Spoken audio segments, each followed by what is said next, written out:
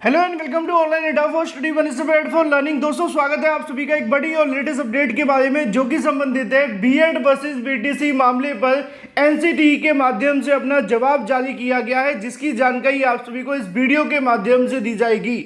Supreme court of India के माध्यम से दिए गए ऑर्डर के बाद से अब एनसीटीई अपनी ओर से इस मुद्दे पर अपना जवाब दे रही है।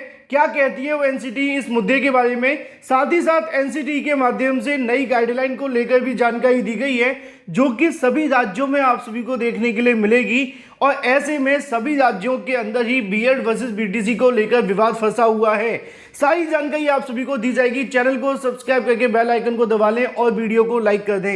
एक रिक्वेस्ट आप सभी से होती है कि आप लोग वीडियो को शेयर नहीं करते, वीडियो को शेयर भी कर दिया करें और चैनल को सब्सक्राइब करें। ये इसलिए कहा जाता है जिससे कि सटीक और रियल जानकारी सभी छात्रों को मिले। फेक जानकारियों का तो अंबार है सोशल मीडिया के ऊपर। दोस्तों सुप्रीम कोर्ट ऑफ इंडिया के माध्यम से बीएड वर्सेस बीटीसी पर जब से ऑर्डर दिया गया है उसके बाद से सबसे बड़ा इंतजार एनसीटीई को लेकर था, क्योंकि योग्यता बनाने का काम रूल मेकिंग अथॉरिटी किसके पास है? एनसीटीई के पास है। और एनसीटीई का इस मुद्दे पे अपना जवाब क्या है वो काफी महत्वपूर्ण हो जाता है, चाहे वो बीएड के अभ्यर्थी हो या बीटीसी के अभ्यर्थी। जब सुप्रीम कोर्ट ने 11 अगस्त को अपना फैसला सुनाया था उसके बाद से ही लगातार इस मुद्दे पर इंतजार था कि एनसीटीई अपनी ओर से जवाब देगी, लेकिन उसके बाद भी 3 बार याचिका सुप्रीम कोर्ट में दाखिल की गई छात्रों के माध्यम से इस मुद्दे पर, जिससे कि एनसीटीई अपनी ओर से कोई जवाब दे दे। अब सुप्रीम कोर्ट में कल की तारीख में या परसों की तारीख में एक और ऑर्डर दिया जिसमें उन्होंने कहा कि 2018 के बाद जो नोटिफिकेशन जारी किया गया था उसके आधार पर की गई सभी भर्तियां अमान्य हैं, अवैध हैं और जो भी स्टेप उठाए गए वो सभी इनवैलिड हैं। अब इसी को लेकर एनसीटीई ने अपना जवाब भी दे दिया है। और साथ ही साथ अगर बात की जाए सभी राज्यों के बारे में जो गाइडलाइनें वो भी दी गई है, इसको डिटेल में थोड़ा सा आपको समझना होगा, क्योंकि यहाँ पर ये सभी भर्तियों के लिए महत्वपूर्ण है, चाहे वो आपकी केवीएस पीआरटी हो, उत्तर प्रदेश की यूपी टीईटी 69,000 या बीपीएससी या फिर एमपी या कोई भी भर्ती के बारे में। पहले बात कर लेते हैं एनसीटीई ने जवाब क्या दिया है, लेकिन वीडियो को शेयर अवश्य कर देना प्लीज़। अब यहाँ पे आप सभी को देखने के लिए मिल जाएगा कि कोर्ट के बाद एनसीटीई ने कहा कि बीएड कक्षा 1 से 5 तक के लिए योग्य नहीं। डिटेल में समझिए इसमें इस मुद्दे को लेकर एनसीटीई क्या कहती है, क्योंकि इसमें एनसीटीई के जवाब को लेकर बात की गई है।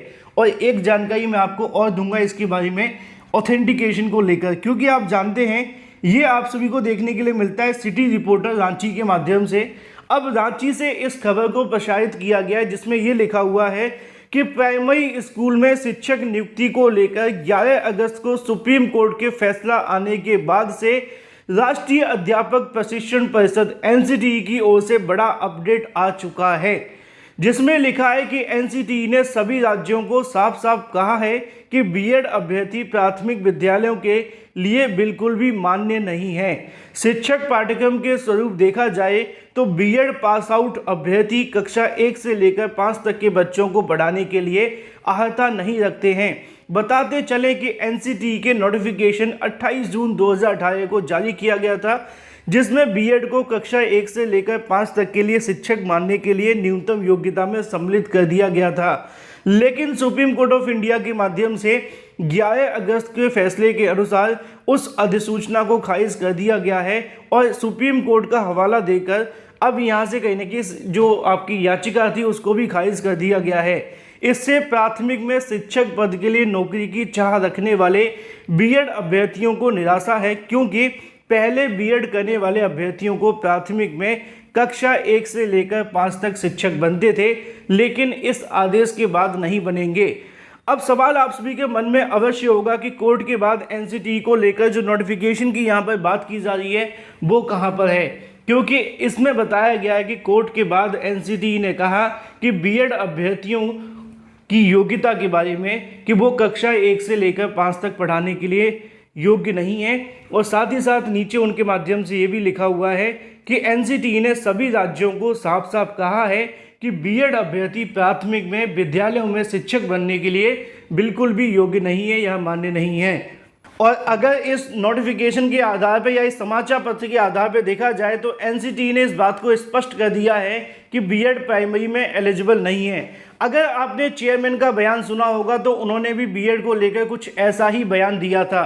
अगर आपने एनसीटीई की ऑफिशियल वेबसाइट पे कभी विजिट किया हो तो आपने वहाँ पे भी देखा होगा कि एनसीटी ने सुप्रीम कोर्ट ऑफ इंडिया के उस ऑर्डर को अपनी वेबसाइट पर लगा दिया है।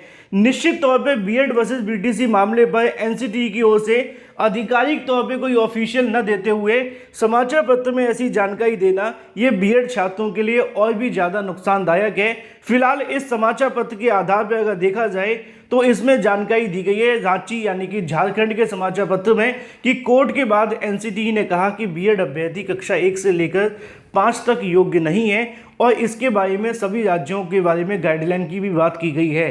फिलहाल इसी के साथ अगर बात कर ली जाए सुप्रीम कोर्ट ऑफ इंडिया के ऑर्डर के बारे में, तो आप सभी ने देखा होगा कि सुप्रीम कोर्ट ऑफ इंडिया को लेकर जो सुप्रीम कोर्ट की तरफ से हाल ही में ऑर्डर दिया गया है उसके बारे में भी जानकारी दी गई है कि शिक्षक भर्ती में बीएड डिग्री धारकों को लग सकता है झटका, क्योंकि प्राइमरी से सुप्रीम कोर्ट ऑफ इंडिया ने कहा कि प्राथमिक में शिक्षक बनने के लिए बीएड वालों की आवश्यकता नहीं है। इसी तरीके से प्राथमिक शिक्षक भर्ती में डीएलएड को ही मान्यता वाले फैसले को माने बिहार सरकार।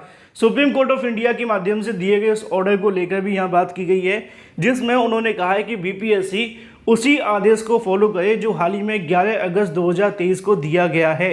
और 11 अगस्त 2023 को जो आदेश दिया गया था उसमें बीएड को बहाल करते हुए एनसीटी के नोटिफिकेशन को रद्द करने की बात की गई थी। अभी फिलहाल बहुत सारे सवाल और बहुत सारी कहने की क्वेश्चंस अभी भी बाकी हैं एनसीटी को लेकर, लेकिन आज एनसीटी ने जो जवाब दिया है उसके आधार पर अगर हम देखें तो बीएड अभ्यर्थियों को और भी बड़े झटके लग सकते हैं, क्योंकि चाहे वो आपकी फिर केबीएस पीआरटी हो उसमें भी बीएड बाहर हो जाएगा, चाहे वो बीपीएससी शिक्षक भर्ती हो उसमें भी बीएड बाहर हो जाएगा, चाहे अगर बात की जाए आपके यूपीटीईटी के जो प्रमाण पत्र मिलने वाले थे वो भी यहाँ से रद्द हो जाएंगे। और इसी तरीके से अगर बात की जाए पुरानी भर्तियों को लेकर उनमें भी कहीं ना कहीं संकट के बादल हैं। अब एक बार फिर से एनसीटी के माध्यम से अपनी जानकारी न्यूज़पेपर में देकर अभ्यर्थियों के लिए और भी ज़्यादा मुश्किलें बढ़ा दी हैं, लेकिन अभी भी एनसीटी किसी नोटिफिकेशन को जारी करने से बच रही है।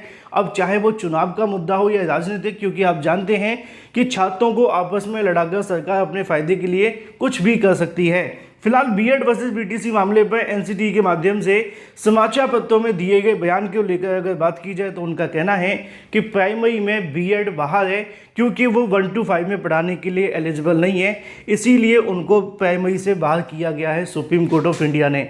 अगर ऐसा था तो एनसीटी को पता होने के बावजूद भी उन्होंने ऐसी गलतियां क्यों की, इसका जवाब कौन देगा। लाखों अभ्यर्थी जिन्होंने बीएड किया था उस नोटिफिकेशन के आधार पर, उनका कहीं ना कहीं भविष्य को लेकर जो आज अंधकार में फंसा हुआ उसके बारे में एनसीटी पूरे तरीके से मौन है।